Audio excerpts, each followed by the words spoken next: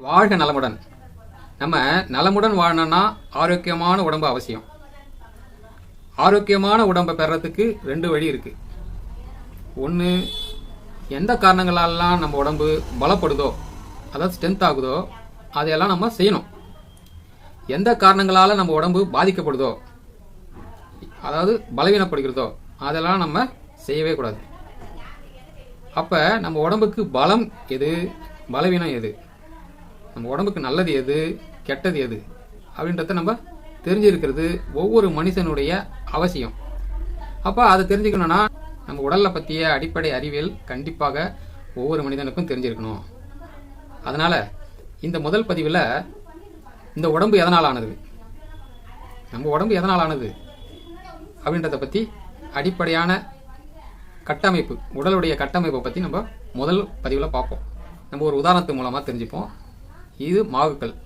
இந்த மாவுக்கள் எதனால் ஆனது அப்படின்னா, நம்ம நல்லா தூளா நுணுக்கி இதை பார்த்தோன்னா சிறு சிறு துகள்கள் ஒன்றா சேர்ந்து இந்த மாவுக்கள் ஆகியிருக்கு, இந்த மாவுக்கள் உருவாகியிருக்கு. அதுபோல் நம்ம உடலும் கண்ணுக்கு தெரியாத சிறு சிறு சிறு கண்ணுக்கு தெரியாத மைக்ரோஸ்கோப் மூலமாக தான், நுண்ணோக்கி மூலமாக பார்த்தால் மட்டுமே தெரியக்கூடிய செல்களால், கோடிக்கணக்கான செல்களால் சேர்ந்து ஆனது தான் நம்ம உடம்பு. நம்ம உடம்பு கோடிக்கணக்கான செல்களால் ஆனதுன்னு சொல்கிறீங்க. அப்புறம் ஒவ்வொரு பாகங்களும் ஒவ்வொரு மாதிரி வித்தியாசமாக இருக்கே, ஒவ்வொரு உறுப்புகளும் ஒரு மாதிரி வித்தியாசமாக இருக்கே, அதுக்கு என்ன காரணம்? ஒரே மாதிரி செல்களால் ஆகிருந்தனா நம்மளுக்கு ஒரே மாதிரி தானே இருக்கணும், ஏன் வெவ்வேறு மாதிரி இருக்குது அப்படின்னு நம்மளுக்கு டவுட் வருது இல்லைங்களா? அதுக்கு நம்ம ஒரு உதாரணம் மூலமாக நான் உங்களுக்கு விளக்குறேன். இப்போ நம்ம காரு அது உதாரணமாக எடுத்துப்போம். கார் எதனால் ஆனது, கார் எந்தெந்த பொருள்களால் உருவாகியிருக்கு அப்படின்னு பார்த்தீங்கன்னா, மேலே இருக்கிற பாடி தகடால் ஆனது, உள்ளே இருக்கிற மோட்டர் இரும்பு, பித்தளை, அதுபோல் உலோகங்களால், கடினமான உலோகங்களால் ஆனது. கதவு பார்த்தீங்கன்னா தகடு, மேலே இருக்கிற டிரான்ஸ்பரண்ட்டாக இருக்கிற கண்ணாடி, அதுபோல் பாகங்களால் ஆனது. உள்பாகங்கள் நிறைய பிளாஸ்டிக்கால் ஆனது. இப்போ டயரு, டியூபு இதெல்லாம் எடுத்துக்கிட்டிங்கன்னா ரப்பரால் ஆனது. இதுபோல் ஒவ்வொரு இடத்துக்கும் அதனுடைய பலனுக்கு அதனுடைய செயல்பாடுகளுக்கு தகுந்த மாதிரி ஒவ்வொரு இடத்துலையும் ஒவ்வொரு பொருட்கள் வச்சு உருவானது தான் கார். அதுபோல தான் நம்ம உடம்பும் எந்தெந்த இடத்துல அதனுடைய செயல்பாடுக்கு தகுந்த மாதிரி செல்களில் வித்தியாசங்கள் இருக்கு. இப்போ உதாரணத்துக்கு ஒரு 4 செல்லை சொல்கிறேன் பார்த்துங்க. உதாரணத்துக்கு எடுத்தீங்கன்னா தோலுடைய செல் எபிடர்மிஸ் அப்படின்ற செல்லால் ஆனது. தோல், ஸ்கின் செல், அதுக்கு மேலே இருக்கிற லேயர் எபிடர்மிஸ் அப்படின்ற செல்களால் ஆனது. அதுக்கு அடியில் நம்ம கீழே போனீங்கன்னா நம்மளுக்கு தெரிஞ்ச மசில் செல்ஸ், அதாவது சதை தசைன்னு சொல்கிறீங்களா, அந்த செல்கள் மசில் செல்லால் ஆனது. அதுக்கும் அடியில் கொஞ்சம் இன்னும் நல்லா உள்ளே போனீங்கன்னா எலும்பு போன் செல்களால் ஆனது.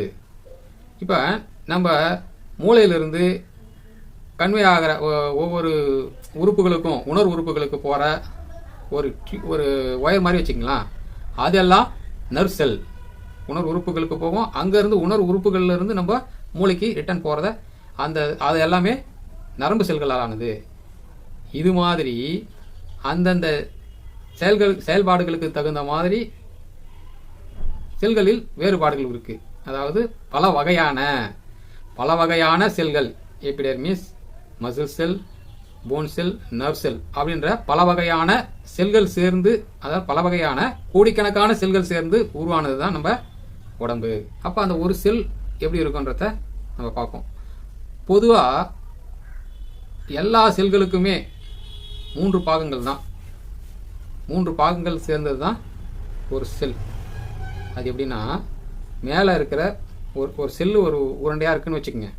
உதாரணத்துக்கு உருண்டையாக இருக்குன்னா, அதுக்கு மேலே இருக்கிற லேயர் செல் மெம்பரேன், அதுக்கு சென்ட்ரலில் இருக்கிறது நியூக்ளியஸ். அந்த செல் மெம்பரேனுக்கும் நியூக்ளியஸுக்கும் இடையில் இருக்கிறது சைட்டோபிளாசம், அப்படி நீர்மம், அது லிக்யூடு. சைட்டோபிளாசம் என்ற ஒரு திரவம். இது 3மே சேர்ந்தது. இந்த 3 பாகங்கள் தான் அனைத்து செல்களிலும் இருக்கும். ஒவ்வொரு செல்களின் செயல்பாடுக்கு தகுந்த மாதிரி அந்த உறுப்புகளில் அந்த செல்லுடைய வடிவத்திலையும் சைஸ்லேயும் மாறுபடும். இப்போ சரி, இதை வந்து எந்த உதாரணம் மூலமாக நம்ம வந்து ஈஸியாக புரிஞ்சுக்கலாம் அப்படின்னு பார்த்தீங்கன்னா, கோழி முட்டையை உதாரணமாக வச்சு பாருங்கள். இப்போ கோழி முட்டையோடைய மேலே இருக்கிற ஓடு செல் மெம்பரேன். ஒரு உதாரணத்துக்கு தான் சொல்கிறேன். நம்ம செல் வந்து கண்ணுக்கு தெரியாத துகளால், கண்ணுக்கு தெரியாத மைக்ரோஸ்கோப் மூலமாக தான் பார்க்க முடியும், வெறும் கண்ணால் பார்க்க முடியாது. அப்போ அந்த இது வந்து ஒரு கற்பனை பண்ணிங்க, அவ்வளோதான். முட்டை மாதிரி தான் இருக்கும். முட்டையில் மேலே இருக்கிற ஓடு வந்து செல் மெம்பரேன். 3 பாகம் சொன்னேன் இல்லைங்களா? அதில் முதல் பாகம் செல் மெம்பரேன். நடுவில் உள்ளே இருக்கிற மஞ்சக்கரு இருக்குங்களா? நடுவில் இருக்கிற மஞ்சக்கரு தான் நியூக்ளியஸ். அதுக்கு ரெண்டுத்துக்கும் இடையில் இருக்கிற வெள்ளைக்கரு தான் சைட்டோபிளாசம். அந்த பகுதியில் செல் உறுப்புகள்ன்ட்டு நிறைய உறுப்புகள் இருக்குது.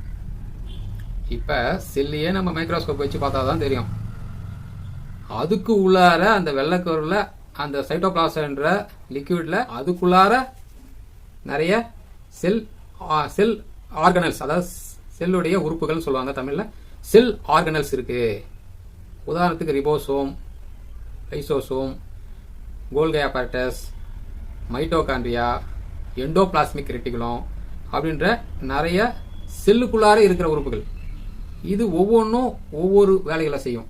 ஒரு குறிப்பிட்ட வேலைகளை தான் அது செய்யும். இந்த மனித உடல் எதனாலானது அப்படின்ற கேள்விக்கு பல வகையான உயிருள்ள கோடிக்கணக்கான செல்களால் உருவானது இந்த மனித உடல் அப்படின்றத பதிலை நம்ம பார்த்தோம். அடுத்த பதிவில் இந்த உலகத்தில் உயிரினங்கள் தழைத்து வாழ்ந்துனே இருக்குது. அதற்கு காரணமான நிகழ்வுகள் 2 ப்ராசஸ். அந்த 2 நிகழ்வுகள் தொடர்ந்து நிகழ்ந்து கொண்டே இருப்பதால தான் நம்ம உயிரினங்கள் வாழுது. அப்படிப்பட்ட உயிரினங்களுக்கு அடிப்படையான அறிவியலை அடுத்த பதிவில் பார்ப்போம். அதனால் நம்ம சேனலை சப்ஸ்கிரைப் பண்ணாதவங்க சப்ஸ்கிரைப் பண்ணி வச்சுங்க. பெல் பட்டனை ஆன் பண்ணி வச்சுங்க. வாழ்க நலமுடன்.